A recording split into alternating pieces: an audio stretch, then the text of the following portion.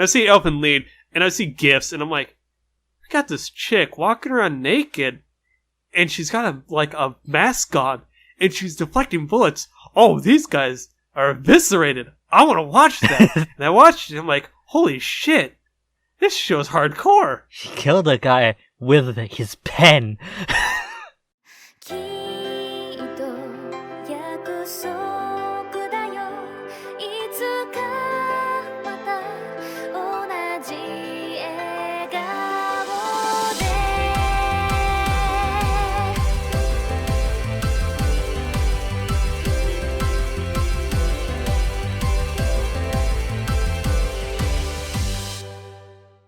Welcome back to the box, the Inai chat box, of course, where 5, sometimes 2 friends snuggle up in a teeny tiny space to talk about all things anime. This is episode 122, and I'm your host, Gregory von Maximus III, twice removed Esquire.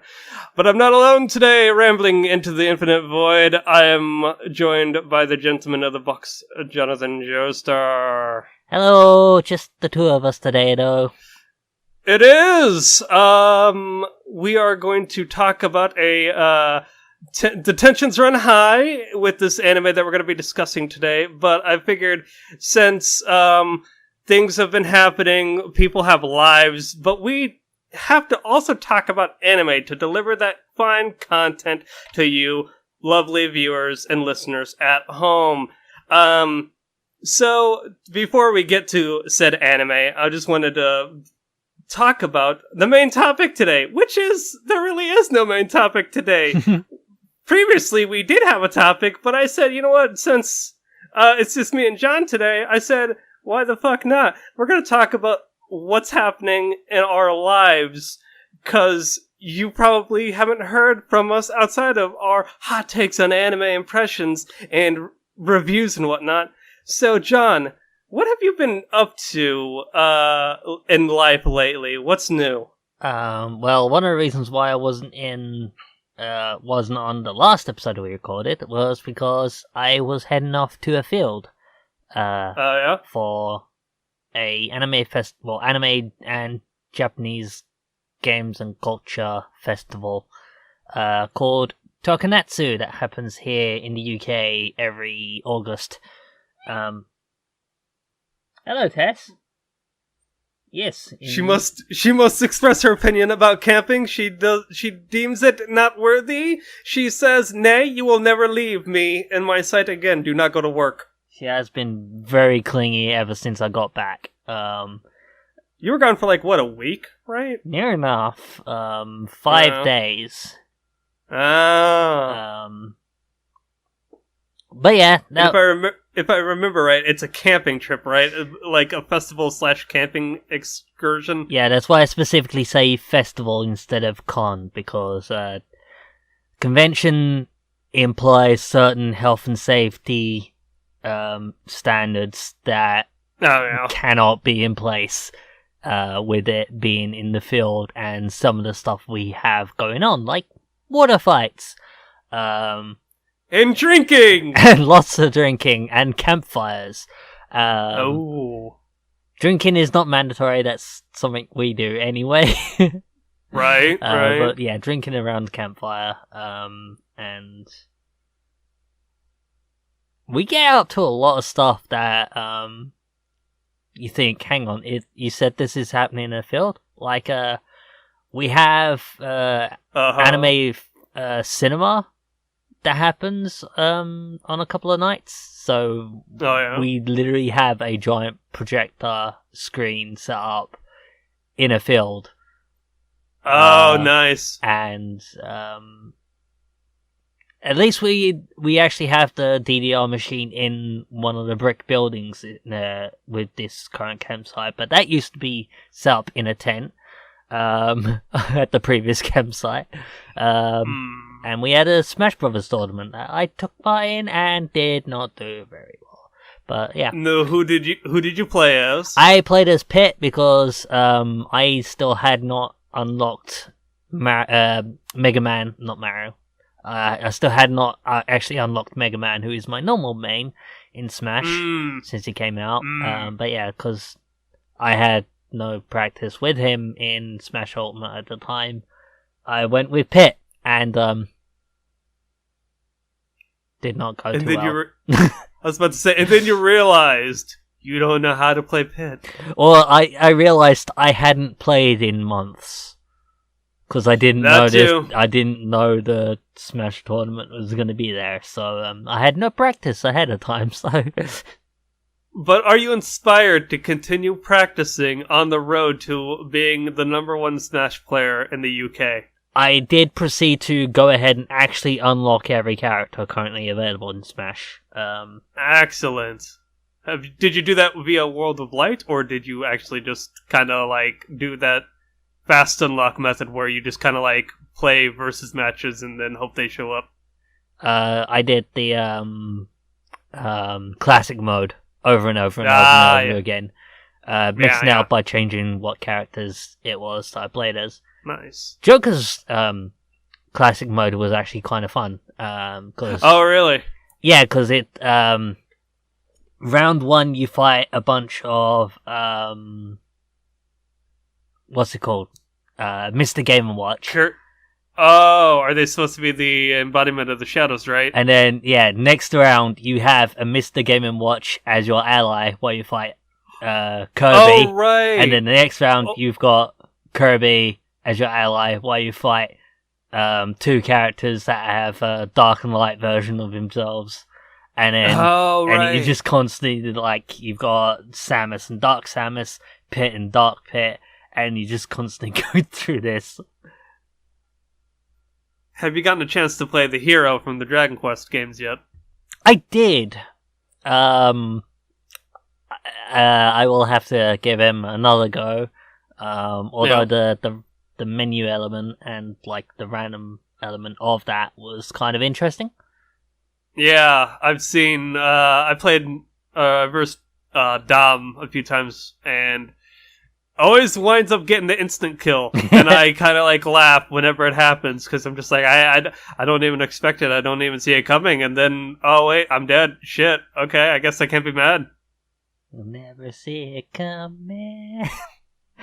Not the same character, mind you, but still, the rule applies. Well, it sounds like you had fun. Did you do anything besides the Smash tournament while out in this festival? Did you buy merchandise like you did much akin to Komoricon several years back? I did not spend anywhere near as much as I did at Komoricon, only about £100 as opposed to... I don't 300 pounds. I don't know how much I spent at Komoricon in the end. You didn't bother to look. You just said, "Yes, I'm going to charge it to credit. I'm just gonna go and just." They're friends, and I need to spend on them. I need to actually give them prints and these charms. And look, there's all these Land of Lustrous charms. I'm just gonna buy them all. That's future me's problem. That current me wants to treat his friends and treat himself because, yeah. Exactly. Yeah, I got some keychains, like Kingdom Hearts, Keyblade keychains, and a whole bunch of Blu-ray DVDs. Not Blu-ray DVDs. A bunch of Blu-rays, anime Blu-rays that I was not expecting and to be there. Some I didn't even know existed, like Outlaw Star on Blu-ray. Oh, nice. I didn't know that existed, and now I own it. Yeah, Funimation has it. I think the publisher that is here in the UK that I got them from was All the Anime. Huh. Not one I've ever heard of before, but they have a lot of stuff, it seems, and they good quality stuff too. So interesting. So what I'm hearing is you're just going to now hold yourself up in your room when you're not working and just burn through all this backlog of anime memorabilia and media that you just purchased at this festival. Yeah. even if it is all stuff I've already seen. And yet, Cass would be ashamed that you have still yet to get to any of her shows that she constantly recommends. Why do you not watch March Comes In Like a Lion? I'll get to it eventually. How dare you, John? How dare you? But yeah, beyond that, I've just been playing Final Fantasy XIV and getting caught up on anime. Like Dr. Stone, I finally watched it.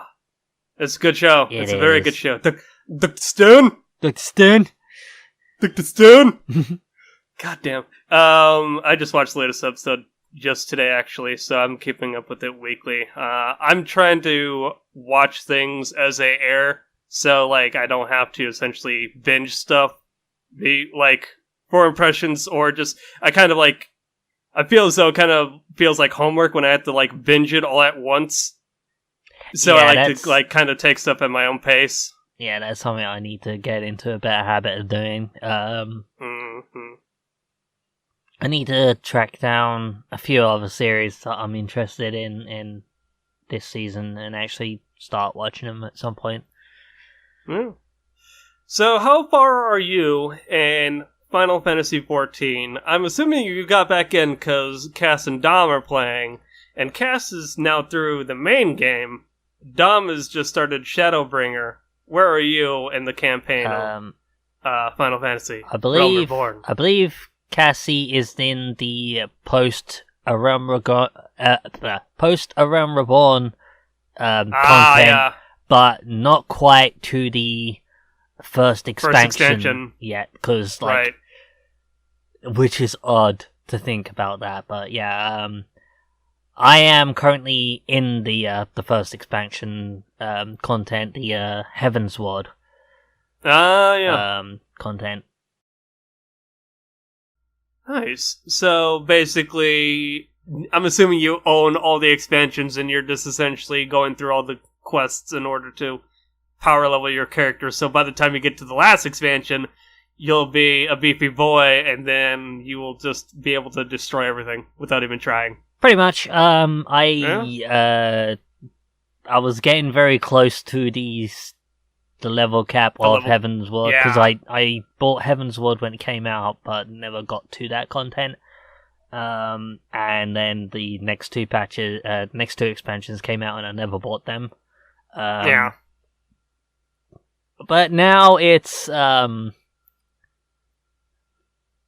for some reason I could only buy all three of them in a single package. I couldn't buy them individually on the PlayStation for some reason. So I effectively bought Heavensward twice.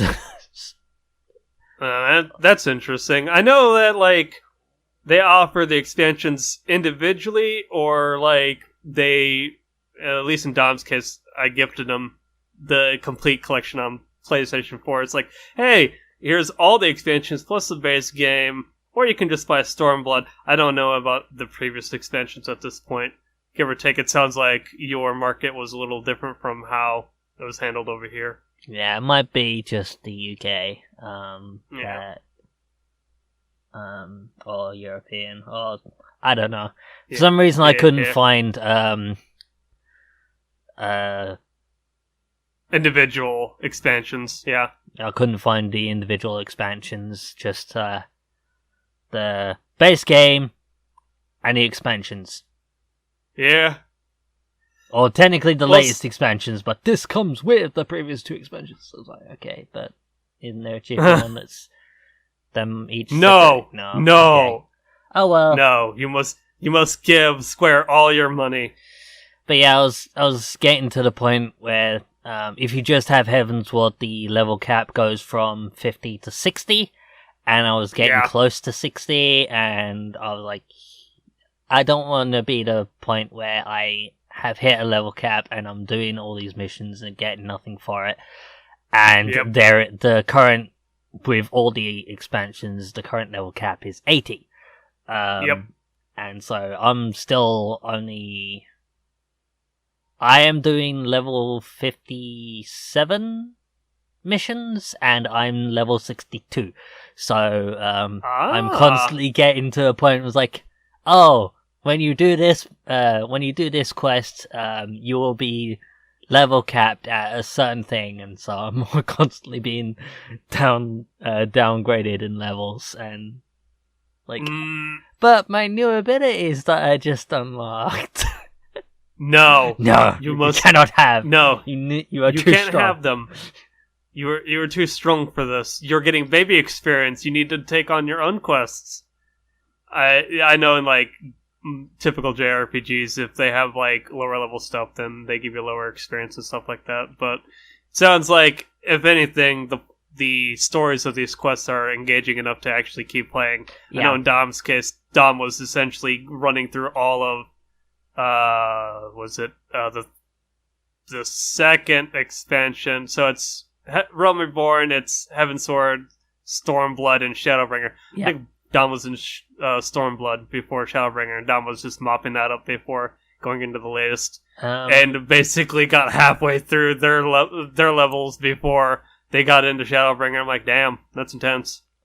Yeah. It actually got to a point where I was like not doing the side quest, just focusing on the mainline story. Mainline story. But I was still staying way above level for some reason. Huh. Yeah. Admittedly, I had experience. actually gotten myself way above level before, like, when I was about level 20. I was supposed to be doing level 15 stuff, but I got myself up to level 20 for some reason. Mostly because I wanted to get a chocobo, and I was like, I couldn't remember the actual situation with that, and I was like, I knew it was a level 20 quest, but I forgot I needed to do a couple of level 15 story quests before I got to that point, and I completely forgotten about that. So I was just like, I just want my chocobo, so I did a few things to like really boost my level up to level 20, and then realized, oh, okay, well, now I'm above levels for the story quest, so and then I just continued and just kind of stayed way above level the entire time. So now what I'm hearing is you have your chocobo, you're riding in style, and you're a big boy, and you're stomping on lower level enemies, and you look cool doing it.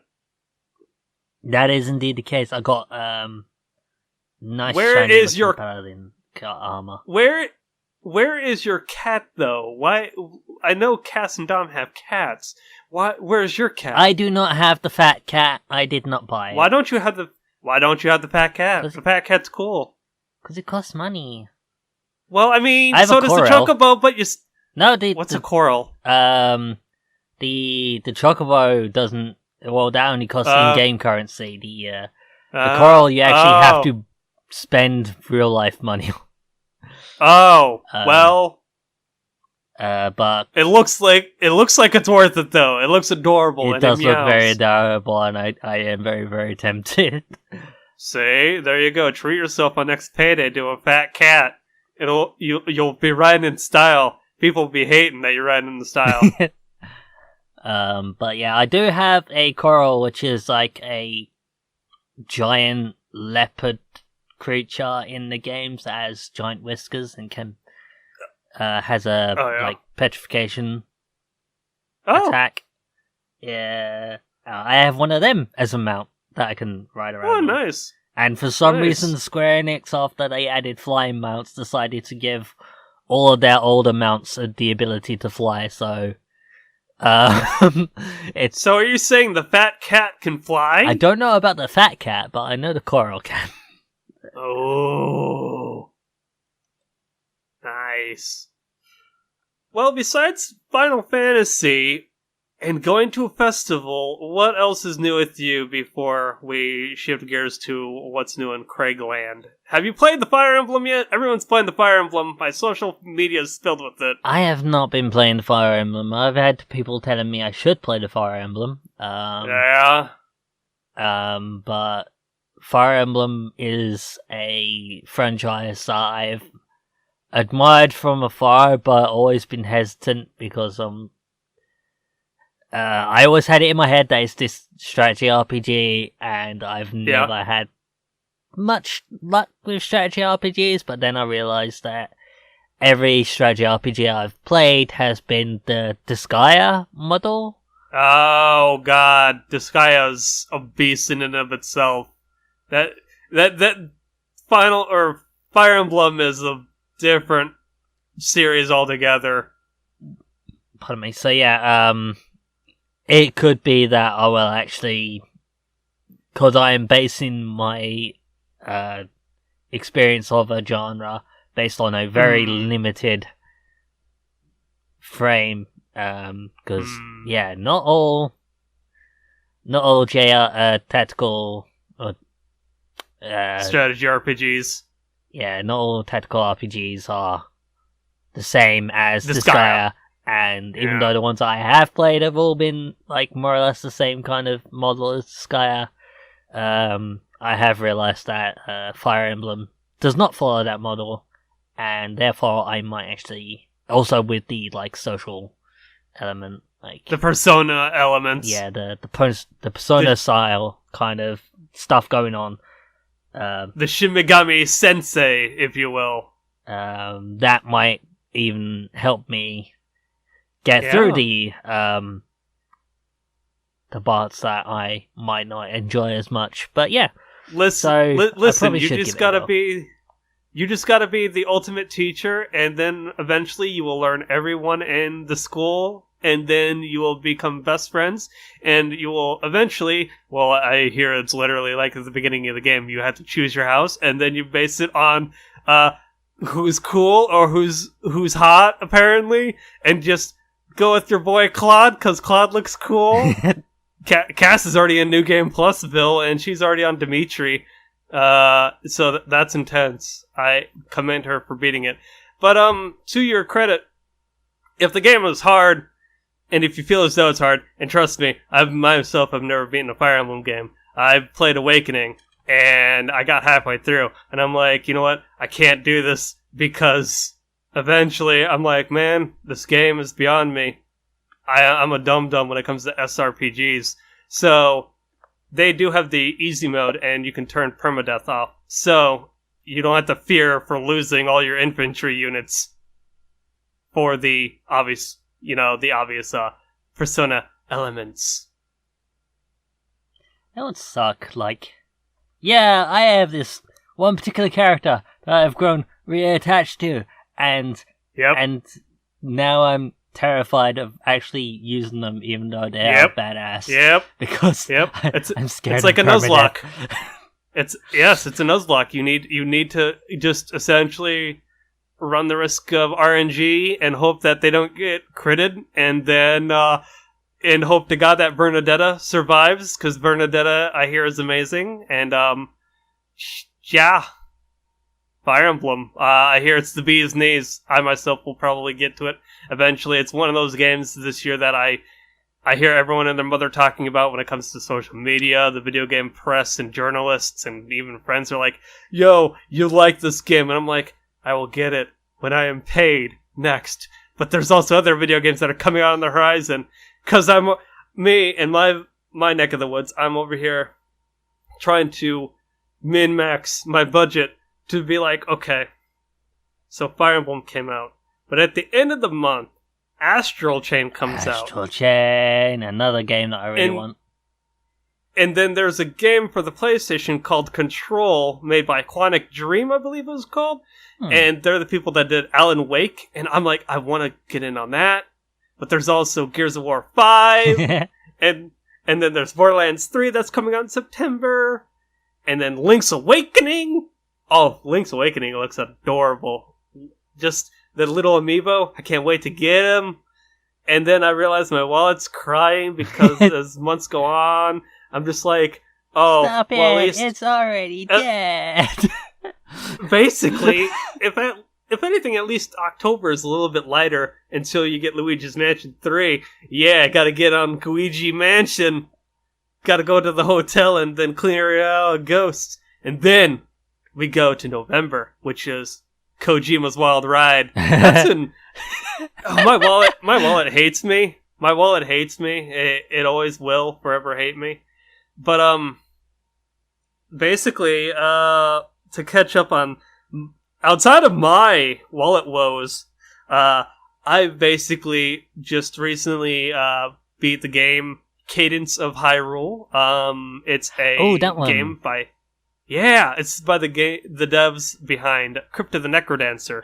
So, this game stars The Legend of Zelda, so if you like Zelda, and you like music, this is your jam, cause it's basically a rhythm, roguelike game with Zelda elements, and kind of the same art style as, like, A Link to the Past. So it's really rad. Took me about 8 hours, mind you. This game is customizable. You can do 2-player local co-op. You can do a randomizer, like, how YouTubers did randomizers with Link to the Past and stuff like that, with the seed to randomize all the elements and all the items. You can just put them in a fixed location, or you can put them wherever you want. And this game also allows you to do fixed beat mode, which basically, whenever you enter a tile or a screen, everyone will be frozen and will only move when you move. Or you can turn it on to the beat mode, which is basically you move to the metronome of the song. And by doing this, you create a combo. Mind you, I sucked at that. I could never keep a rhythm, so I turned that shit off, and I'm like, okay, this is a little bit more easy to manage. And, let me think here. What else? Let me think. Outside of video games, movies are still a thing. Hey, I go to the movies a lot. I saw Hobbs and Shaw recently. The Fast and Furious presents Hobbs and Shaw with Dwayne "The Rock" Johnson and Jason Statham. That movie was fine. If you go over to the other podcast, what Cass calls the One-chan podcast, the brother podcast, the sister podcast, I don't even know what kind of podcast it is, under the network, Save Our Progress, you can hear Zach talk about the entire franchise, because over the past couple of months, I've retroactively tried to get this guy to watch all 8 Fast and Furious movies. And, oh boy, it was a trip. Some of those movies do not age well, kids. I have not watched any of them, to be honest. Okay, so basically all you need to do is watch Fast 5, because it's a heist movie, and The Rock is sweating all the time.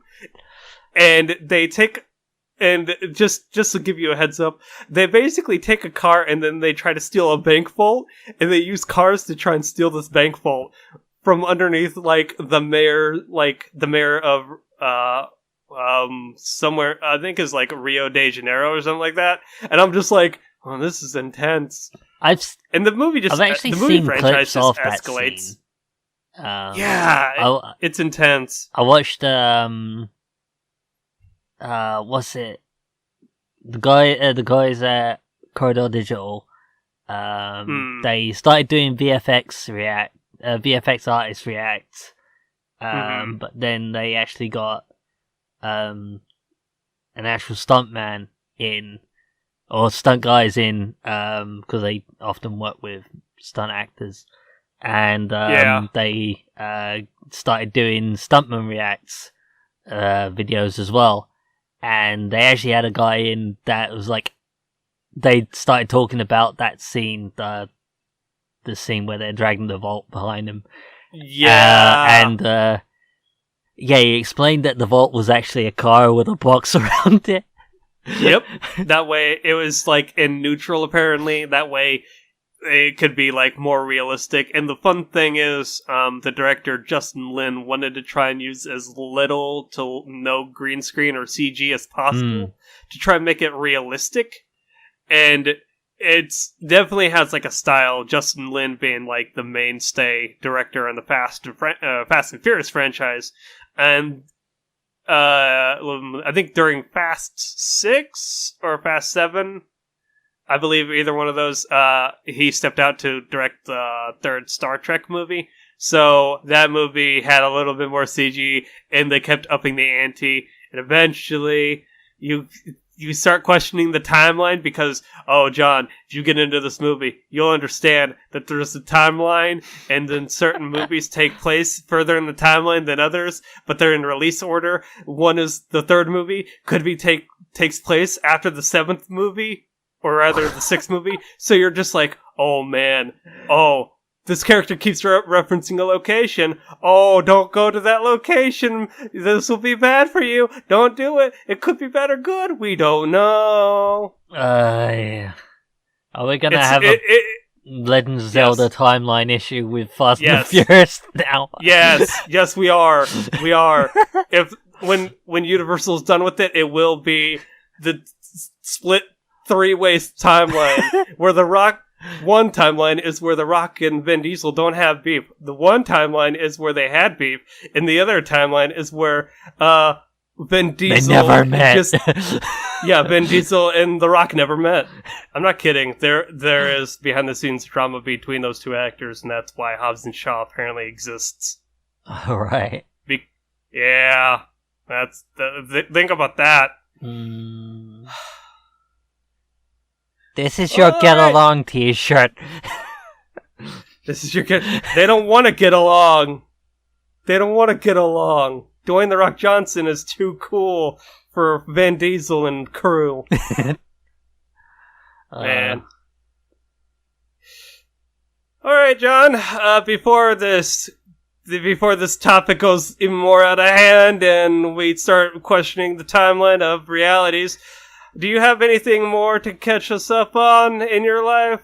For me, everything keeps going, and I question why it's already mid-August, and my wallet cries for video games and movies. No, nothing of note at the moment. One of my dogs is pregnant. Woo! And your cat is very excited about it, apparently? No, she just wants attention. And, Father, please do not stop talking about me. I must have... See, Cass's cat is in my room right now. He's been chilling with me a lot lately, and he's just sleeping the entire time. He just sleeps. She wanted on my lap, and the way I'm sitting, I wasn't giving her access to my lap. That's why she wanted... No, that's why she cried at me. Yeah, now that I mentioned Cass's cat, the lovely little Kilawa, whatever you want to call him, little butt that he is. I'm not editing this out, by the way. He will probably be... Oh, look, he's now awake. Oh, that means he may want out eventually. Yeah, basically, he'll probably want out. Okay. Alright, with that chaos and craziness of life behind us, let us continue to dive further into chaos with our anime review of the day, The Promised Neverland, otherwise known as Yakusoku no Neverland. Studio behind this project is Clover Works. Other shows by them is Persona 5, the animation, the gem that is that anime. I'm sad that anime actually didn't pan out for multiple reasons. I like that game, and Cammy I feel as though Cammy is so much more invested in Persona 5 than I am, and she just wanted a sexier animated pancake son, and I don't know if she got it. The other show by them, obviously, they helped with Darling in the Franxx, we all know that. It was a joint between A1 Pictures before they became Clover Works, and then Trigger helped with that. Also, another standalone project here is Rascal Does Not Dream of Bunny Girl Senpai. That one in Japanese is Seishun Buta Yaru wa Bunny Girl Senpai no Yume wo Minai. Good lord, that's a lot of words. Okay. Wow, I just realized, kids, for slight spoiler warning for this synopsis, this may actually kind of front load the premise of Promised Neverland for you. Surrounded by a forest and a gated entrance, the Gracefield house is inhabited by orphans happily living their lives with one big family, looked after by their quote-unquote mama, Isabella.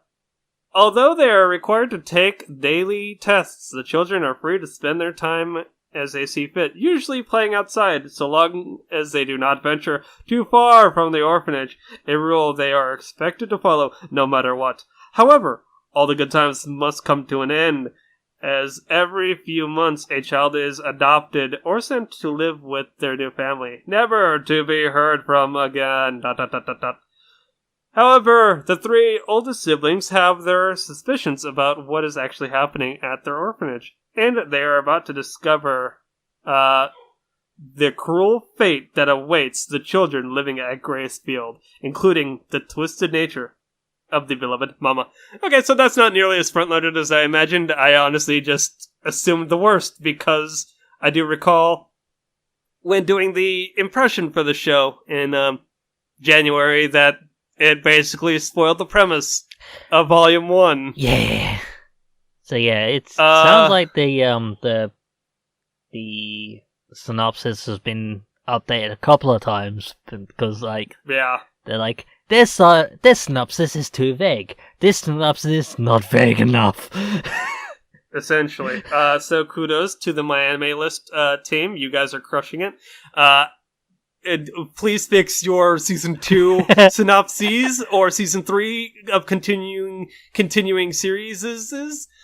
That aside, John, so we discussed this before we sat down to record. There will be a spoiler in for this anime, because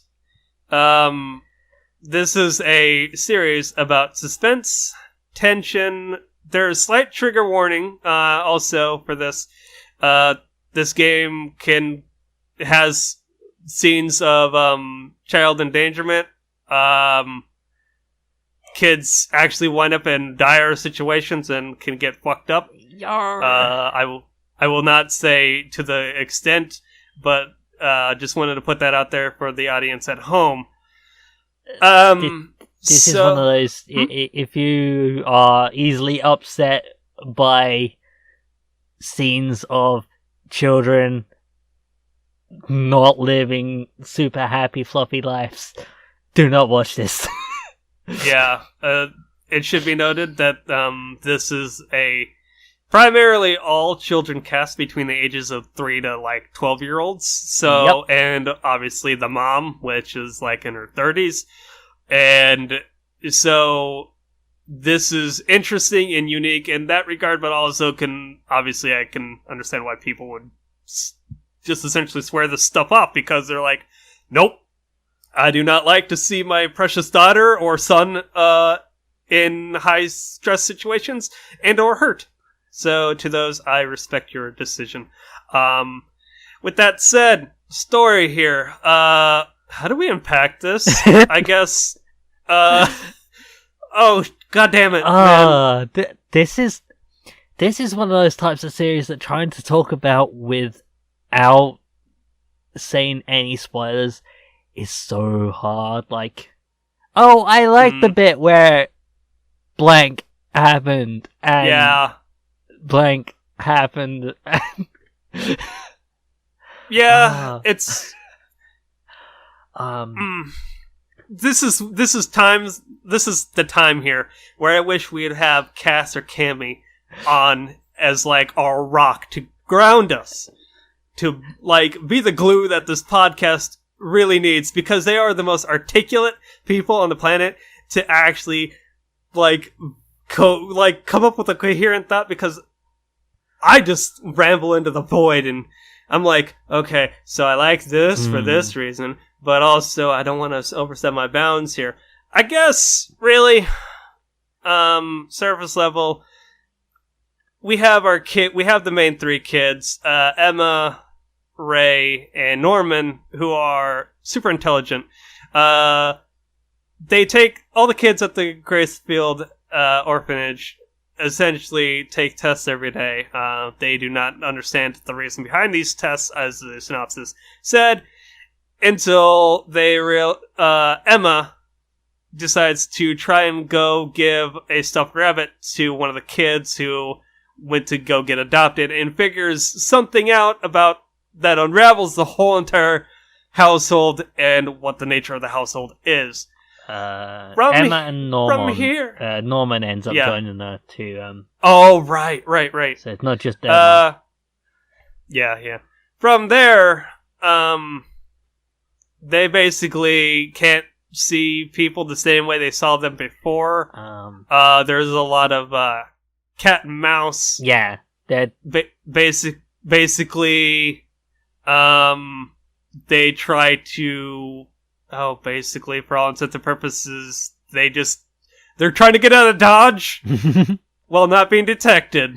One thing I want to say about the story of this that is completely spoiler-free was actually my experience with it. Okay, what is your experience? Unlike a previous series we've talked about, where I ended up putting it off until last minute, this was a series that I was like, I know there's going to be way too much to unpack for me to save this for last minute. So, I'm going to give myself a good head start on this. And we had every intention of like watching a couple episodes a day over a week. And proceeded to watch the entire thing in one sitting because I couldn't stop watching it. Because I got that engrossed and that engaged into it and just needed to know what happened next. I did not intend to binge this.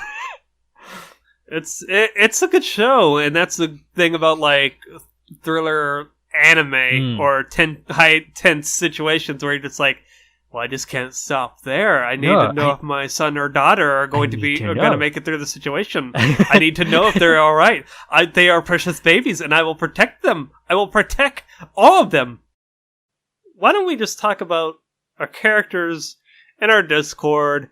John, tell me about Emma, aka the ganky as fuck protagonist who won't let anything get her down. I love Emma. Like her mental fortitude, right? Her mental fortitude, like, there's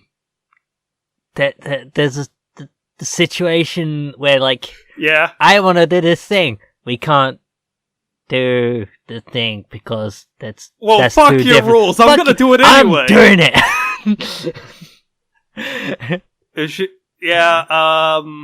Emma really loves her family, and mind you, in stark contrast to her friends Ray and Norman, so she's the most anime protagonist out of all of them, I guess. Like, maybe a little illogical in the sense where she's like, I'm gonna get all my friends or rather my family out of Dodge, out of this sketch situation. And Ray and Norman are like, what the fuck are you on about, girl? More Ray than Norman. Yeah, but like, Norman's got reasons. Right, Ray and Norman are super logical and super intelligent, and Emma is... She's not dumb, because she can keep up with the other two logically, but, like, of the three, she is the dumber, but that's still not saying anything. But she's also the most physically active and ginky and just kind of brute forces through a lot of things, and he's able to keep up with the other two that way.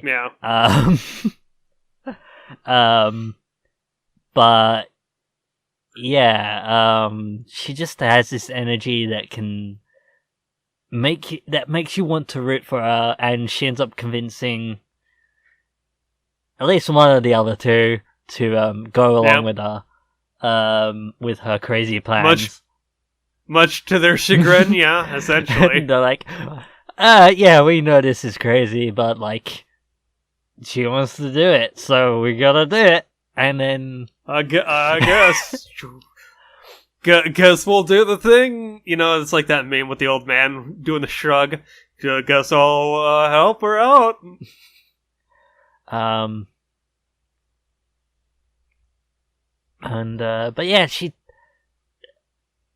But yeah, I really don't want to make her sound dumb, because she's not. She is still incredibly intelligent and pulls the rug out from under you on a few occasions. Again, the what I said is not a derogatory or pejorative either. It's like, she is the anime protagonist. She is the Naruto. She is like, she's the Goku. And again, in the sense I will of... do this like, because I want to. I want to do this. I will beat the odds, and I will get out of this sketch situation, yo. And then her friends are like, yo, we'll go along with you, girl. We got you. For me, Norman, I chose as my icon. I'll be honest and say, man, okay, so I watched the show weekly. That was my exposure to the show, and the more and more I watched of it, like, I was basically saying, oh god, Clover Works are working on this anime. I don't know if this is gonna be good. I don't know if this is gonna be good. Persona 5, the animation was dumpster fire. Darling of the Franxx was also kind of but also I can't really blame the animation studio for that, because the writing in that show, either way, I watch the show weekly, so like getting to see these kids in this situation, this situation was pretty interesting. Norman was the brains behind the operation. He was like, all right, Emma says go. Let me try and come up with the A route, the B route, the C route. We have contingency plans for contingency plans. He's a good boy. He basically roots for Emma with all of his being, and basically shit happens, man. And spoiler room, God, the show, you can't talk about them in too much detail. Yeah, like, even talking about the characters, like, we have to allude to things that they do that really make us latch onto them, but we can't really say. And then we gotta talk about Ray at some point as well, who's the one who's like, okay, no, we can't do this. But Emma wants us to, but we can't. It's impossible. There's no way to Fuck, I guess we're doing the thing. Fuck, we're doing the thing. But we can't do it. We shouldn't be able to do it. This shouldn't be working. And they did it! Anime! And they did it. Should be noted that Ray's voice actress is the same voice actress for Killua. Killua Zoldyck from Hunter x Hunter 2011. Cass pointed that out, and she was like, oh my, Ray. Swoons. Yeah, I just had a quick glance at the, through the cast list. The casting. And there seems to be, like, 2... Or it might even just be the one male, hang on, amongst all of the... Yeah, only one male. The tiny icon, I couldn't tell with one, because they had hair. Yeah. Do you want to talk about any other characters that of note? We have the mom, we have Sister Crone, we have Dawn, Gilda. We have all the other plethora of children, which I, for the life of me, cannot remember their names, because eventually... This is why I have a character list up. Well, here's the thing. I, too, in preparation for all my anime hot takes, I go to the wiki, and then I'm like, alright, characters. Let's write down the character name. Alright, we're gonna write down a little blurb about them. You know, they would call them the character fun facts, before I get to my production credit corner bullshit. And I'm like, oh my Gracies, there's so many children. There's so many children. Heck, I hope this character list I only hope they're all lists gonna the be ones good. that actually have voice actors. most of them don't actually have voice actors, therefore, like, Lord, the cast is actually like twice as long as this list alludes to. good Lord. Yeah, do you want to talk about the mom or the sister? Sure. I mean, Yeah. they are also very integral to the plot. Sister Crone's crazy. She is, yeah. She's crazy. I liked her for that reason. She's also the point of contention in the show. She's also the point of contention in the series because she is a person of color.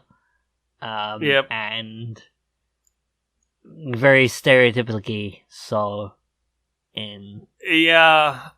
I remember talking to you guys, and I was just saying something to the effect of, yo, anime can't get people of color right.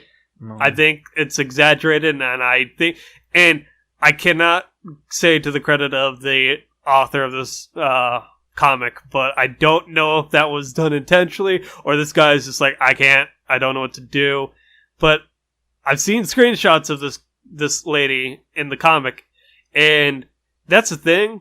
Some of the shots in this, like, and I guess that's kind of alluding to production, but some of the shots are intentionally creepy, but hers are so comically so, to the point where I'm like, I don't know why.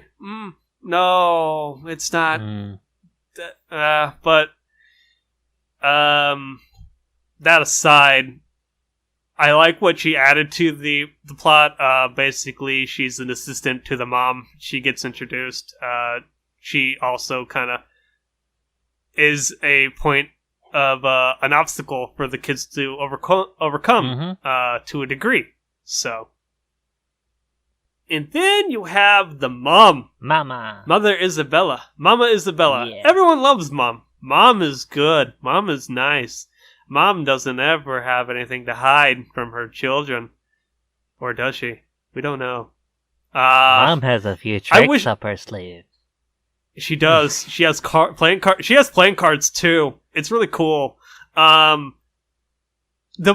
thing about her, the thing about the mom that I discovered, it was I had more questions as the show went on with her.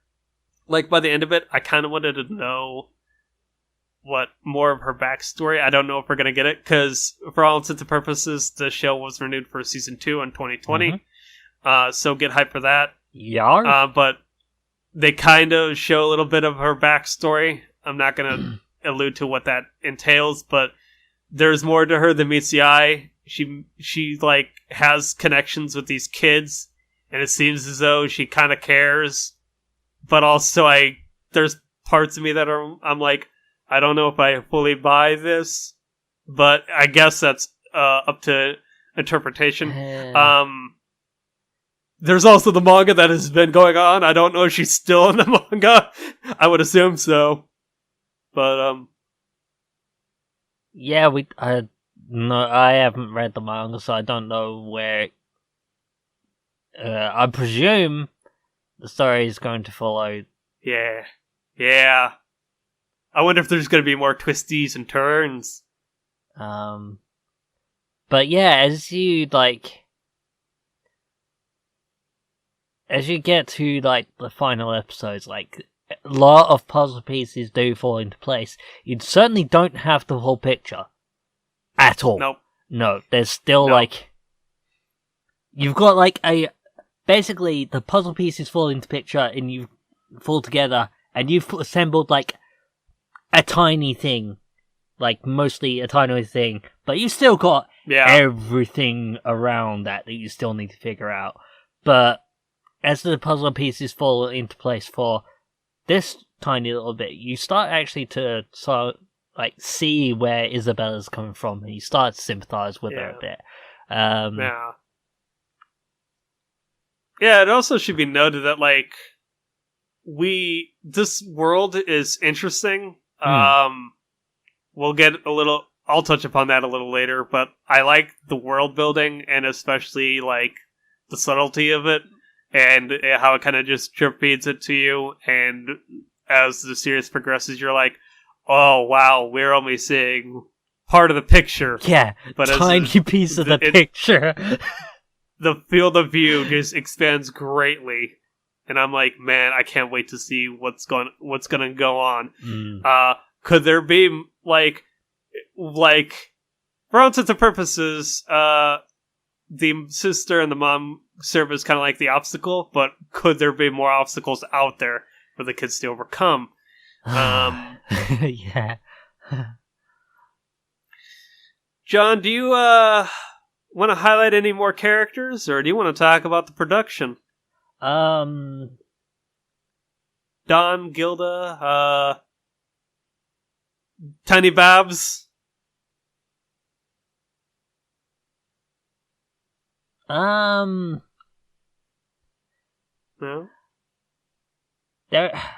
Everyone ends up bringing something to the table, just some a bit more earlier than others, and just, again, like, how much to talk about without going spoilers, or just end up dragging this section on too long. So, Then onward to production. Yeah. But when we go to production land, we take a stop and have a credit corner check. We gotta make sure we gotta make sure that our credit score is nice, so we can may one day go and buy a house or buy a car. You need to have a good credit score, kids. Make sure you pay your bills on time. That way, your scores are fairly well. Today, our score is fairly well as well. Our director for this production is Mamoru Kanbei. This guy was notably directed Elfen Lied. God, talk about a show way back when. That was one of my first animes. Fun facts. And what an anime to start with. Yeah.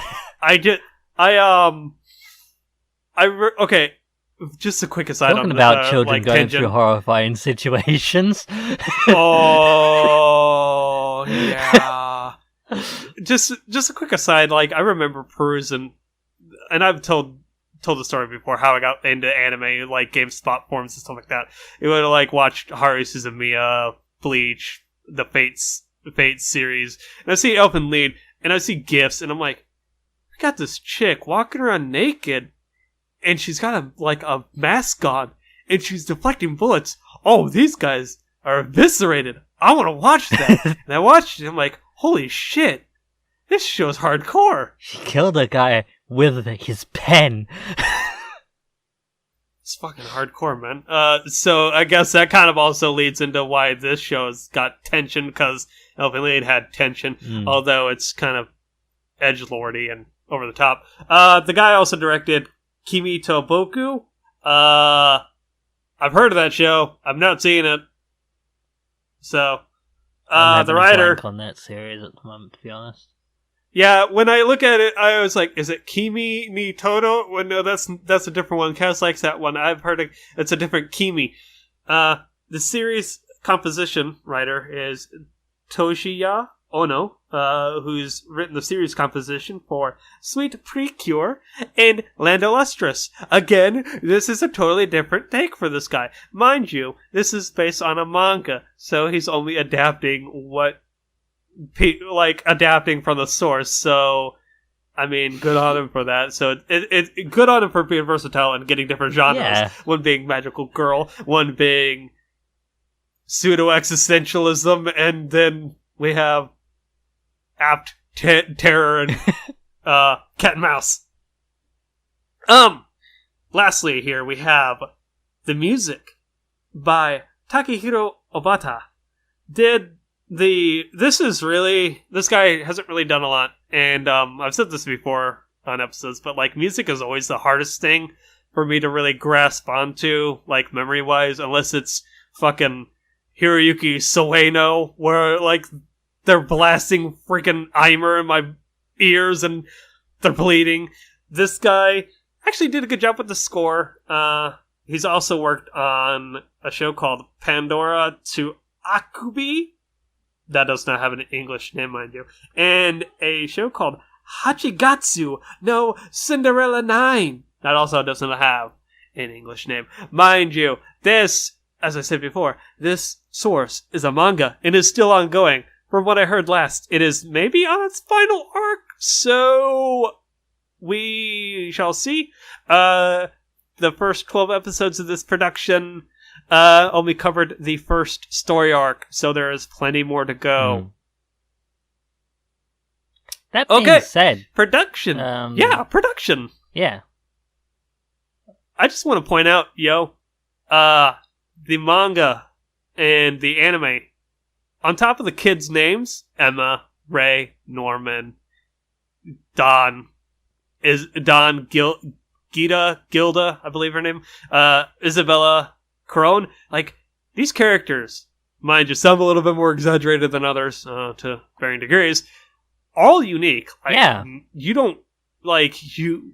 There's like, no same face syndrome going on here at all. Not at all. And, like, I just like Emma's hair. I like that little curl. When you see her walking around, and there's a scene when she's a wee bab, and she's walking around, and I guess this is slight spoilers, but like she goes to see Norman, and Norman's a sick boy. You know, he wasn't doing so hot, but then she's like, just see the curl pop up next to the bed, just like pop, and she's like, yay! And the Norman's like, oh god, what are you doing here? You'll get sick too. Apparently I can't get sick because I'm an idiot. Emma's a good. Emma's such a good. I just like her hair, and the sense of style. I like the presentation of the house. It's very, like, I don't know how to really describe it. It's like old. Yeah, atmospheric. It's like old fashioned. A lot of windows. If you look, like, John, you binged it, so like you notice that all the scenes that they're in are always in places where people can't hear them, or they're by a window where they can see their peripheral around them. Lots of hallways. I say atmospheric because, like, I don't know, like, nothing physically changes about the building, but that building can go from super comfy looking house to terrifying death trap in just like a couple of scenes difference, and you're like, how are they doing this? How are they pulling... It's the lighting. It's the lighting. It's all the lighting.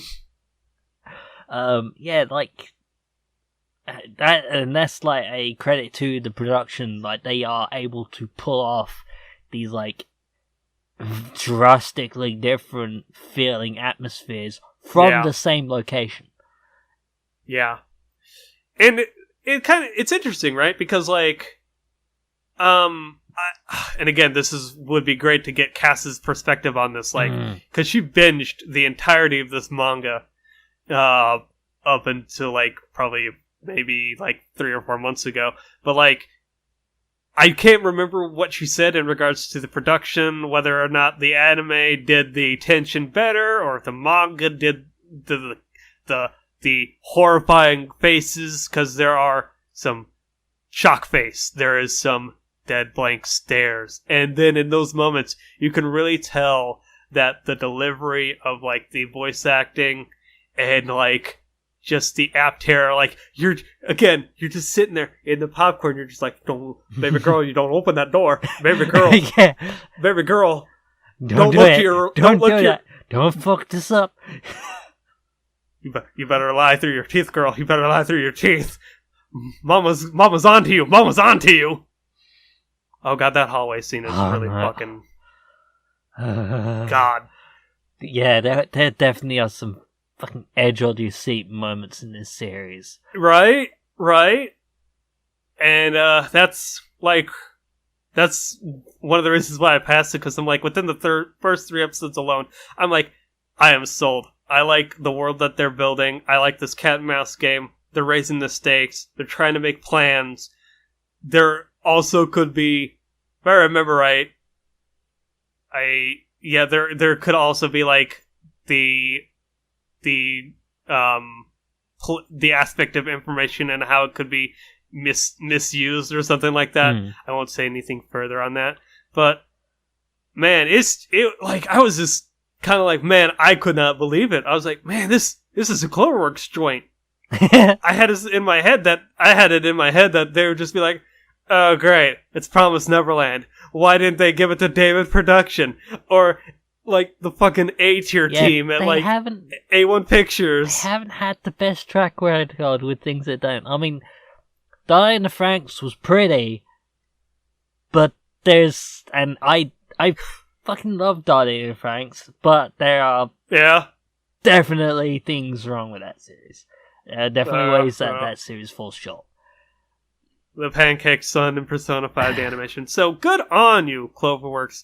I can't wait to see season 2 of this, and I actually don't know what else they're up to nowadays. We're in the summer season, so and this show was a winter joint. So also one other thing about this particular adaptation, where the first arc leads off. Oh, have you read the next arc? No, I haven't. But I do want to just say real quick that as much as it does leave you wanting more, at the same time, it is a good stopping point. It is a good point where, like, if we couldn't get any more, this is a great place to stop. So, fucking thrilled that they are doing more, but you know, they did stop at a really good stop at a point where they could have just stopped in the night. And let's just hope for the best for the future. John, music, opening, ending, that score, the Uberworld opening slaps. Yeah, it does. It's anime as fuck. It's got a lot of running. It's got a lot of jumping over things. It screams Naruto. It has a fence, much like every anime opening. Puzzle pieces. I loved it. You gotta part of the puzzle. They break through the puzzle. They see more of the picture. She's smiling. It's fucking great. Great. What do you think about the score? Do you remember the score? Did you like the music, voice acting? The voice acting is top notch. I think everyone does a great job setting their roles. Right.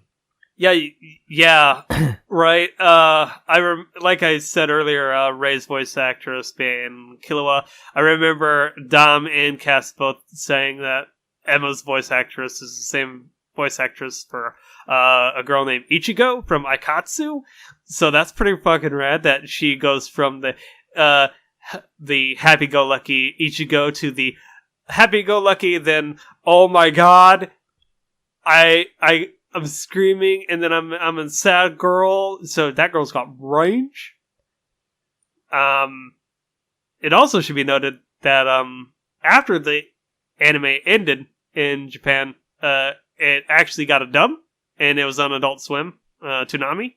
And I was actually able to check out a episode of that while I was over at my folks' towards the tail end of the show, because it was currently airing. It's obviously being over now. But the voice acting in the English version is actually pretty good, too. I know Erica Mendez, who voices Akko from Little Witch Academia, and Gon from Hunter x Hunter actually voices Emma. Yep. And she did a really good job with that. That's cool. So, yeah. And some up-and-comers for the other kids as well. I think, and don't quote me on this, but I think the mom, Isabella, is voiced by Laura Post. So, good on them for getting the anime to the English-speaking audience really quick.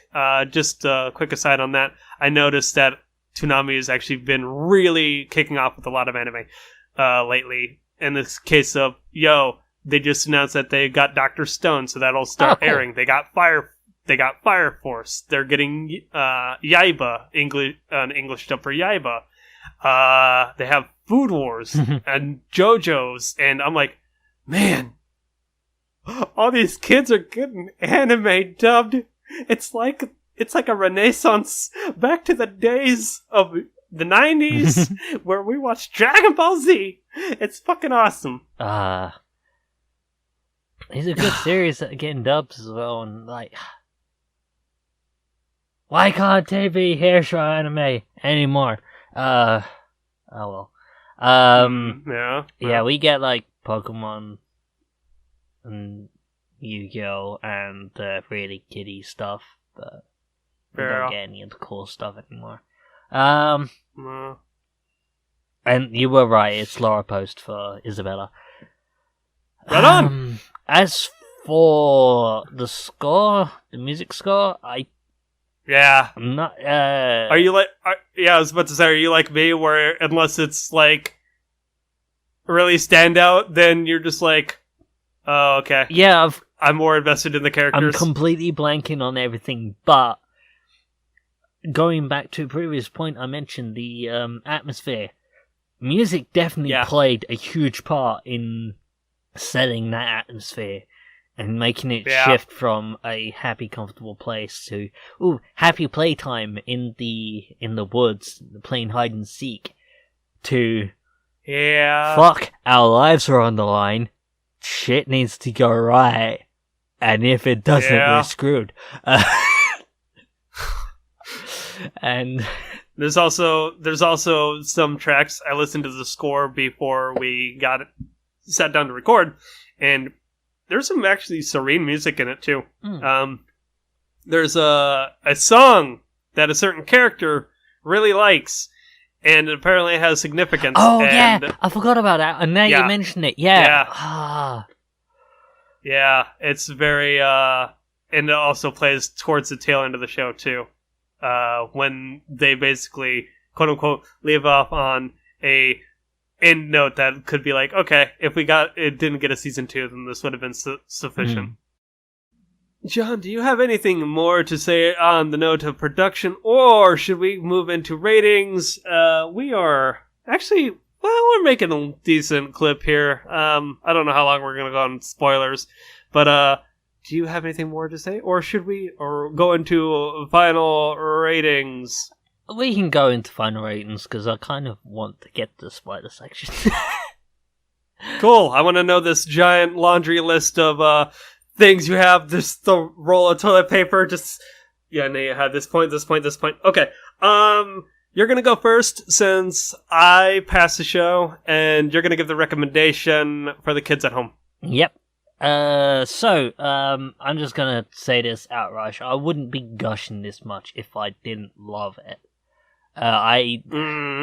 This is a kind of series that you like the world. You're invested in the characters. You love the world building. You want to read the manga, but you don't want to read the manga because you don't want to. I want to see. I want to wait. See the anime. I want to see it animated, and then watch read the manga, and then. But then, well, to that point. To that point, though, I was going to mention this earlier, but like, tension anime shows with like back and forth, a cat and mouse, like your death notes, your monsters. I hear that like on both of the paradigms they work. So maybe you could read all the manga and then go into like this season 2 in 2020 and be like, all right, I want to see how this is handled. This is gonna get so cool. Then again, I had this similar situation with Erased, which. Oh right. Also another good high tension anime / manga. I ended up reading the manga before that finished, and unfortunately, due to how they changed the ending, I ended up a little bit disappointed by the anime ending.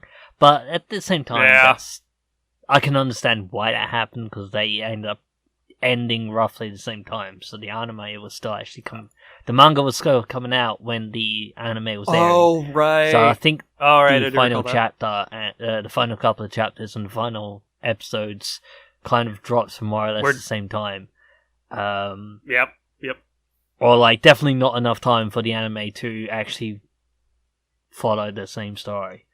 Not quite exactly. The same. Exactly. So, But yeah, from what I'm gathering, you love this. I love the series, and the cat and mouse and the trying to figure things out. How are they going to pull this off? Are they completely boned at this point? Oh my god, this looks so bleak. How are they going to pull this? How is this going to work? How is it going to come together? Seeing the puzzle pieces fall into place, and just like so much good that I just end up feeling like I'm gonna gush for ages about rambling complete nonsense. It makes no sense to anyone who hasn't seen this series. If you haven't seen it at this point, and you aren't completely put off by the whole these are small children going through horrifying situations, if that doesn't put you off, please watch it. Please give this a try. Alright, well, you talked about it a little bit, but tell us about your recommendation there, John. There's a reason why this recommendation jumps to mind for me. So it's Erased, which, or Boku dake ga Inai Machi, which actually means something completely different in English too. It's like the town where only I am missing. Is the literal translation of the Japanese title, but in English, I was like, nah, fuck that. Abridged. Yeah, you really gotta love the abridgment of some freaking anime / light novel adaptation titles. Yeah. Which, if you think about it, in the town, which I was like, what was the English name? It sounds like the town where only I am missing. It sounds like a light novel. It does sound like a light novel, but it's actually a manga. Yeah. But tell us about it. Why do you recommend it? Outside of the obvious production differences in its source material and the adaptation. Well, much like Promised Neverland, this does have a cat and mouse game going on between the protagonist and this dark, mysterious element going on in the background as they try and eventually figure out who done it and how to go about stopping them. But it also does involve small children in dire situations. The main character, whose name I am completely Satoru. I completely blanked on his name. Satoru. Sato. Sato. He has this ability that allows that he calls revival. That allows him to go a certain amount of time back in the past to try and do something different to prevent a tragedy from happening. And when a very bad tragedy happens in his own family, the biggest revival he goes through that sends him, because normally it only sends him 5-10 minutes in the past, and then one happens that sends him back to when he was, because he was an adult at the time the series starts. This sends him back to elementary school, to when he is a small child, and figuring out how these events that happened in his past actually connect to the tragedy of his future, or his present, I guess, as it would have been. Yep. And trying to solve this tragedy that happened in the past, and effectively change the future. Also, let's not forget about Erased. It has good children that you wish to want to protect. I remember. Oh God, I am bad. I am a goldfish with names here, John. But there's a girl. It starts with Kaoru. Kayo. I believe her name was KO, yeah. Basically, yeah, the antithesis of a good girl, and you will protect her, much like Emma, and hope that nothing bad ever happens to her. And you've also got Airi. Oh, right, Airi. Airi is the photographer girl. Yeah, I do recall her, yeah. And Kenya is the best friend. Yeah. Alright. Well, it's a good show. Memory serves, I think that came out like 2016. Yeah, winter 2016. Oh, damn. You're spot on. Good call for me. Good call for me. Alright. So, my hot take on the show, I would say I too also loved it. Promised Neverland. The show was a friggin' trip, man. It's a delight. It also nails its tension pretty well, and I don't mean to kind of sound like I'm shitting on Clover Works, but they didn't have the best track record before they dropped this on our laps and look, here, this is what we can do. Exactly, and I'm like, I can't wait to season 2. Like, yes, more of this, please. Exactly, these characters in the world, I hope it gets fleshed out. Certain elements, I was like, well, this raises more questions on certain statuses of certain characters and who are certain characters, and now we will finally get to know. And I am psyched for it, kids. I am psyched. But you know what I'm also psyched for? Social links. Yes, those beautiful, lovely little things that we plug at the end of every episode. So,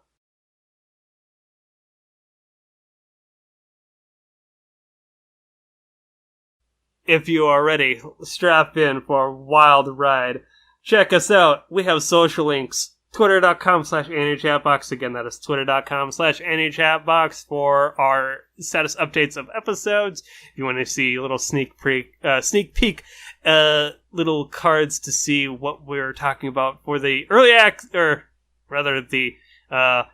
the week preceding episodes. Check it out over there. You can also hit us up again an email, long form, anychatmail@gmail.com. Again, that is anychatmail@gmail.com. Suggest a topic, live phone anime, see what we can, if we missed something in the seasonal anime, or be like, yo, you guys are doing this right, or you're doing this wrong. You should talk about older anime, because we do primarily focus on the latest and greatest, but there are classics out there, you know? Yep, we tried to bring them up with host choice, but there's stuff that we haven't seen. It's true. Some more than others, John! You can find us on multiple podcast services around the globe, such as iTunes, Google Play, Stitcher, TuneIn, SoundCloud, Spotify, and YouTube with a fancy graphic by Chickaboom. You want to see Cat Chan? Go to YouTube. It's there. We're not cool at this point where we all have webcams, nor do we have stable enough internet to actually see our faces in real time without lag. God. Like, I think of other productions that actually have the bandwidth and the capability of doing that, and I'm just like, we would never reach that capability. And I think half of us would be awkward with it. But hey, if you like our voices, support us with Hot Cash Mons, kids. Patreon's a thing. Patreon.com/AnyChatbox. Peruse those reward tiers. Early access episodes on Tuesdays. Box bits when we can get to those to incentivize you with random topics that we can just think of off the top of our heads. Like, yo, what are we playing in video game land? What are we seeing in the movie land? Like, Pokemon. Like, life. Hashtag deep topics. If you want to see more, or just head on over to the Patreon and check out those Vox bits. Alright, and speaking of the patrons, shout outs to the patrons, the squad, known as our patrons Sarah, CorpsyAnn, Carol, Suki, Paul, and TroubleClef. TroubleClef. Yeah, I can't. My words are hard. Shoutouts to y'all. You are awesome. Your patronage means the world. You keep those mics hot, the lights on, and basically our SoundCloud subscription paid for. You guys rock. So thank you. And hey, if you haven't had enough of my amazing rambling and hype this entire episode, then go give the One-chan, as Cass calls it, the One-chan podcast, Save Our Progress, soundcloud.com/Save Our Progress. Last week, they talked about, Pete talked about The Lion King, and again, Zach talked about the Fast and the Furious franchise, tried to explain that, and they also talked about Fire Emblem, Three Houses, and how Paul is on New Game Plus, y'all. Much akin to Cass is now in New Game Plus land. With that being said, as I said at the beginning of this review, we are going to do a spoiler room. Thank you all for tuning in, but for those of you who have watched the show and actually want to stick around to hear John's long list of topics he wishes to gush about, preferably, again, within reason, John, 30 minutes. Yeah, I'm gonna try not to gush too much. Alright, let's go on over. John, what is your first bullet point you want to discuss? So they live on a meat farm. And they are the Yes. meat. So Yes. that's... Yeah. How did they grade the meat, John? By their scores. Because what they actually eat, the best part, is the brains. Yep. So a smart brain is good meat, which is why the people with the best scores stayed around the longest.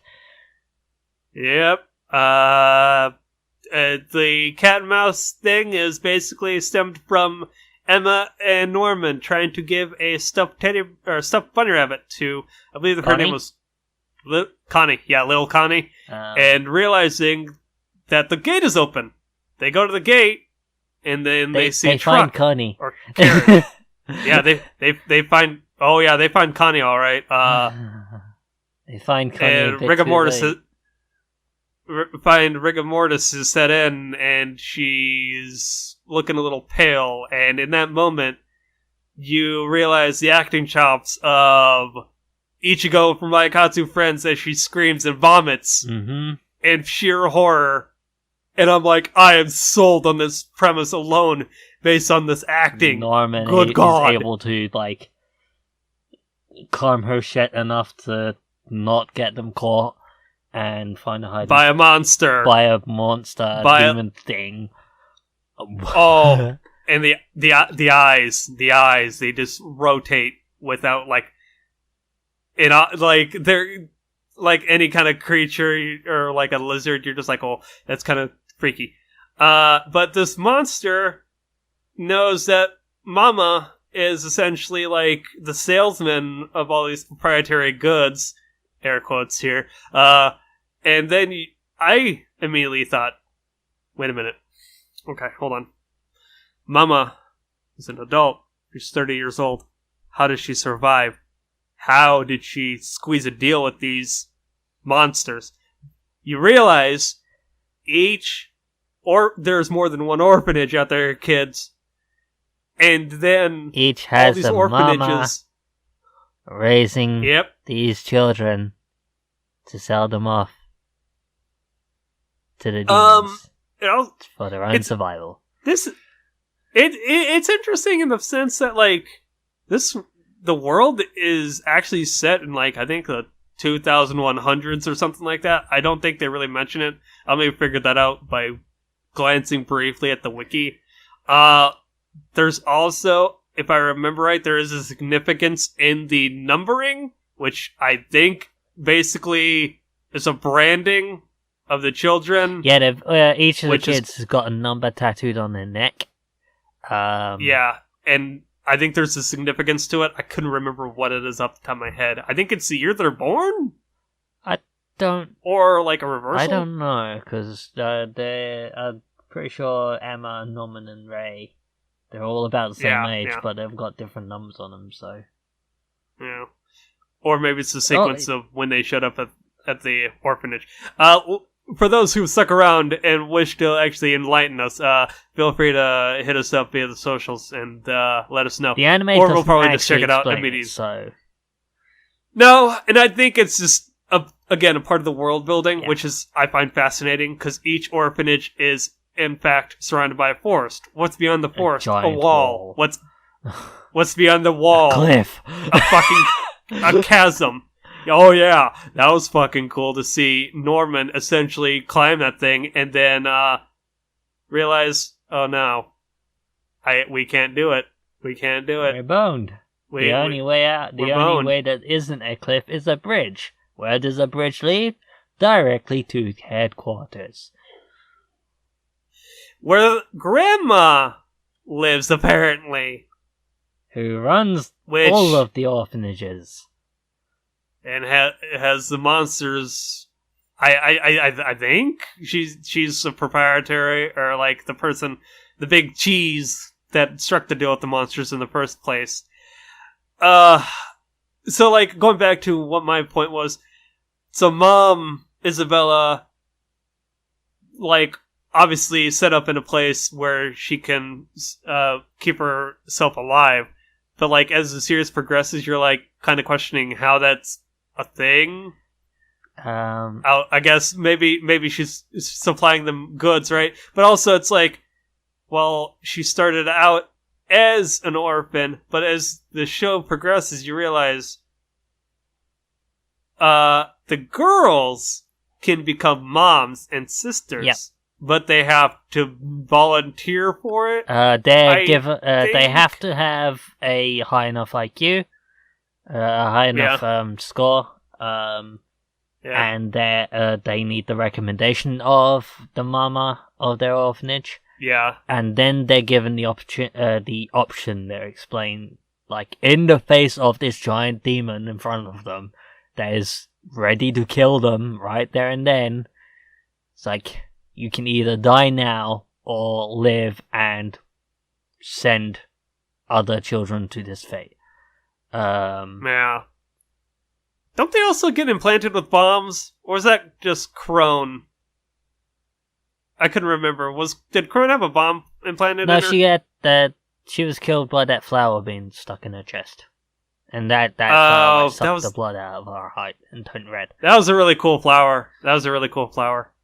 But yeah, even as the mama, you've gotta do a good job.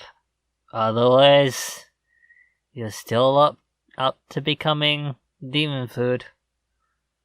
And a sister can take your place. And as a sister, you gotta fucking do your job. Or you're demon food too. Just not very good demon food. Apparently, because the best prime meat is at age 12. Yeah, it's really kind of gross when you think about it. But I'm wondering how they handle it in the manga if they start forming a resistance. Like, my headcanon is all the adults and all the kids just form an alliance, because now that we're in the spoiler territory, it's safe to say that, the kids escape the house. The kids set fire to the house. The kids set fire to the house. And then they run. And they make it to the wall. And, there is the cliff, but they managed to figure out a way to get over the cliff, which pay attention to what the kids are doing in the background as they're playing, while Emma is sort of lost in her head, apparently. In a complete depressed state, sitting under a tree. Well, I mean, let's face it, because a few episodes prior, Mom essentially says, don't resist me. She says, fuck you, Mom. I do what I want. I'm in my rebellious teenage years. Then she fucking says, you know what? Alright, I'm not gonna spank you. I'm gonna break your fucking leg. And then you hear a blood-curdling scream from her actress. And and you're like, God damn. And then That Mom was like, visceral. She's like, she's like, shh. It's okay, Norman. You're next. You're being shipped off. And I'm like, bitch is dead. And then you see him leave, and then you see Norman at the gate, and then he has a wide-eyed expression, and I'm like, did Norman see something? Are we gonna see? Is our baby boy okay? Is he going to live? I hope he lives. Yeah, as John said, pay attention to what the kids are doing because they're getting supplies. This cat and mouse game, as soon as they figure out, this shit is fucked, they immediately go to the edge of the woods, and then they realize there's a wall. But then after that, they realize, Mom was able to find us. How does Mom find us? The dragon radar, the tracker and her pocket watch. And they're like, how does that... Were we shipped? What the fuck? What did you lace our shit with? And then they're like, oh, okay. We only figured this out because there's a bab, and the bab has like a scar on their ear. And then you realize, they gotta get rid of the trackers by cutting off their ears. Well, that's one option. They could just fry the tracker in the first place, but that'll set them off. Alert them to knowing that everyone... Yep. They'll alert them to being aware that the tracker is... They know where the tracker is and are able to disable it, so... That'll put everyone on high alert. So, they decide to cut their ears off. And, basically, like, the climax of the show basically is just, oh god. Remind me again, you watched the show more recently than I. Ray just essentially is... Okay, so Ray... There ends up being a huge back and forth, mostly between Ray and Norman of, like... Because Emma's whole thing is that she wants to save everyone. Everyone, including the small children and the little baby. Little babies. Ray is adamant that that's fucking impossible. It's never going to work. The only way this is working in the first place is if it's just Emma, Norman, and Ray, just the three of them. Then they get two others involved. Don and Gilda, right? Gilda. Is it Gilda or is it Anna? Gilda. She's got glasses. She's a shy girl. Anna's also got either way, glasses. No, she doesn't. What? Anna? Yeah, it's Gilda. She's got short hair. Either way, they get them involved, right? And then that's where basically the war of escalation happens, and it kind of culminates in Emma like I said, ends up like finally facing the decision, like, okay, no, it is absolutely impossible to save absolutely everyone, because there are some children that are just way too young. But they've also figured out that the cut-off age of when they can... it's between 6 and 12, if I remember correctly. Or was it 8 and 12? Yeah. I think it was 8 and 12. But, what is it? It all comes to a head, right, when basically Norman gets shipped off. Emma kind of comes off as depressed, but in actuality, she's essentially just relaying info, because as soon as, rewinding the clock back, as soon as the kids find out that it's all like a front and it's a meat farm, Ray, Norman, and Emma are just like, okay, we gotta start training all the kids in tag in order to not get caught. That's where Sister Crone comes in and basically is like, yo, bitch, I'm insanely strong. So much so to the point where I'm freakishly abnormally human and kind of bulk up. We are going to bulk you up and I'm going to fucking catch you. And I'm like, oh, that's terrifying. Norman and the whole leg breaking, Norman gets called out.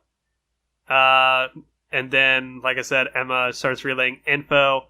Ray's whole bit is a whole bit like what did you think of the whole subplot of him saying, "I remember everything since I was born,"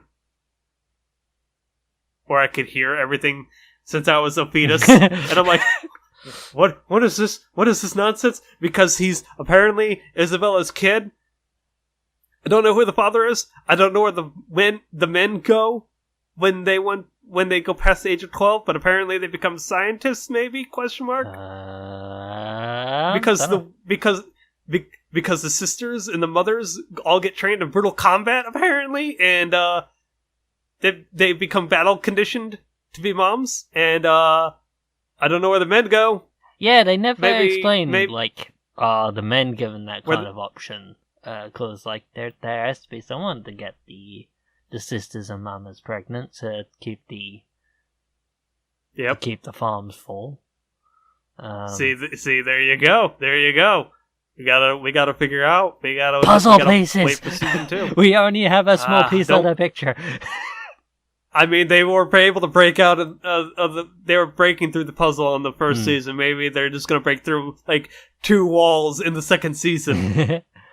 But yeah, you while you've got Emma sitting depressed in the tree and Ray in the library, you've got all the other kids just having a fun old time doing all stuff, except for Don and Gilda, who are fully aware of everything going on, and they're freaking out and looking worried about the state that Emma and Ray are in, while also keeping an eye on Mama Isabella. But turns out training has continued, and all the fun and games that the kids are doing in the background are actually practice for the real deal later on. Yeah, because Emma basically told everyone, right, at that point, and I'm like, oh man, this is actually pretty intense. Cat I like and mouse this whole games continue. The war of escalation continues, and then that's where basically Isabella's like, you could be a mom too, and Emma's like, fuck off, bitch. Except she doesn't say fuck off, bitch. She's like, no, I don't want this. Why are you like this? Why are you like this, Mom? And then Isabella's like, because I'm forced to do this. And then Isabella...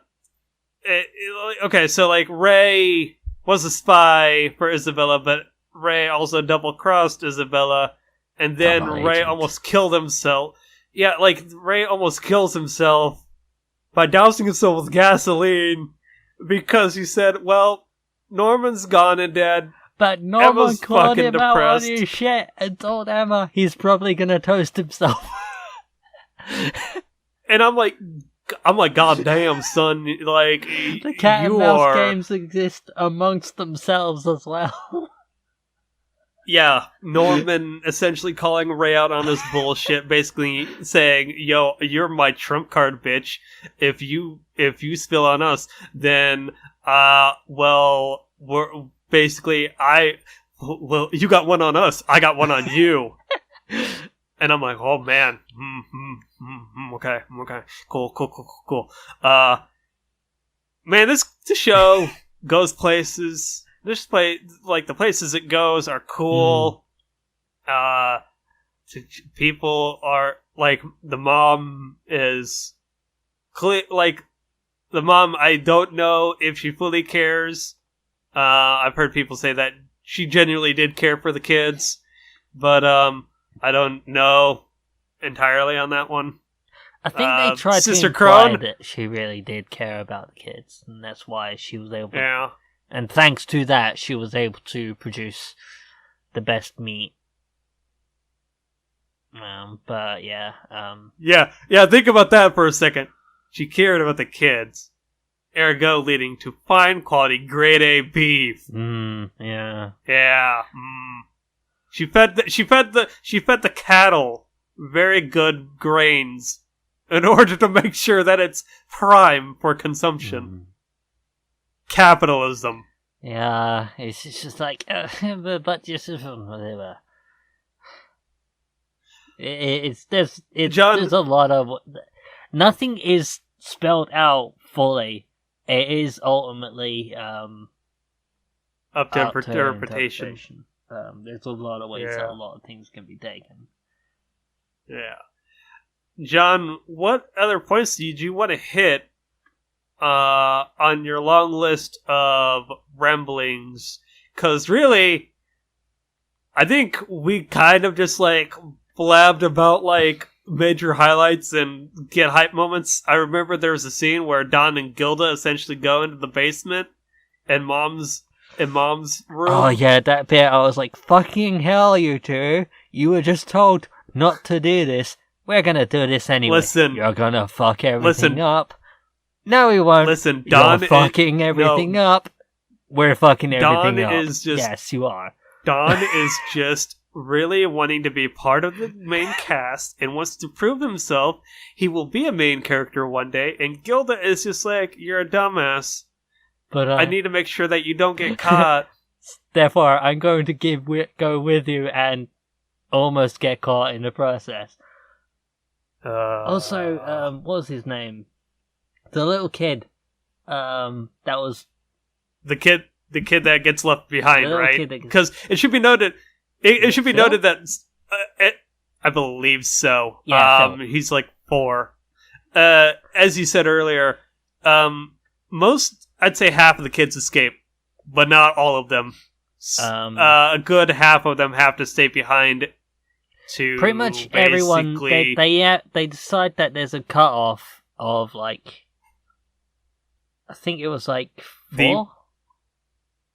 Everyone 4 and under. 4, or is it 5? Oh, okay, yeah. Because then they've got a couple of years before the eldest are going to be old enough to be immediately shipped off. But then they want. They also know that Isabella's going to be the kind of person that wants to get back to getting like the prime meat at age 12. Yep. So they've actually got a fair good chunk of leeway before any other kids start getting shipped off. So they have time to like find a place in the world and then come back and save everyone else. Or they're okay, so they go into the forest, right? But also, and this is the episode I watched in the English dub, they brought up again the subtle world building of this Morse code, this author leaving books, but the stuff is left in Morse code. What if they find this guy? This is like, I'm theory crafting where they're just like, man, I hope no one dies, for one. I don't want Walking Dead in this shit. I want all my children to survive. If any of them die, if Norman is dead, I'm really sad because he's actually a pretty cool character, but I want them to find this guy that wrote those books, and I don't want them to be fighting monsters. But also, what if they go to other orphanages? What if they just start hopping the walls and they're like, hey, how's it going? I'm gonna bust you out. And they're like, yo, It's been 80 years. We need to get out of here. That's my theory crafting of what lies ahead. For those who have actually read the source material, feel free to laugh at my crazy theories or say nothing because I may have called it. They set up the guy on the outside too much not to follow up with that. Yeah, it could just be like, oh, here's proof that there are people outside the orphanage, and then but it will feel weird not to like have it be like there's this one particular person that uses this owl icon. It was an owl, wasn't it? Yeah, it was an owl. And there's Morse code, and it feels weird to like not set that up and do something with it later on. So I definitely think that they're going to at least chase breadcrumbs to try and find this person. Whether they do find him or not, I don't know. But that's something that they're going to be definitely following up on. I believe. Watch as he turns out to be a bad guy. Dun dun dun. Always the risk. What a twist. John, do you have any other things you wanted to touch upon with the series as a whole? Qualms, pros, crazy conspiracy theories. Why does Emma's hair curl? Does she use some cool conditioner to actually give it volume? Does she style it? Does she have a curler? I think at this point I've talked about everything we really need to. I've got other points I could talk about, but yeah, we need to cut off at some point. So. It's true. Experience them for yourself, kids at home. All right. With that being said, this has been episode 122 of the Inai Chat Box. I've been your host, Craig. That's John over across the pond in Jolly Good England. Thank you for sticking around for this crazy wild ride of an episode. And hey, fare thee well, everyone. Bye-bye.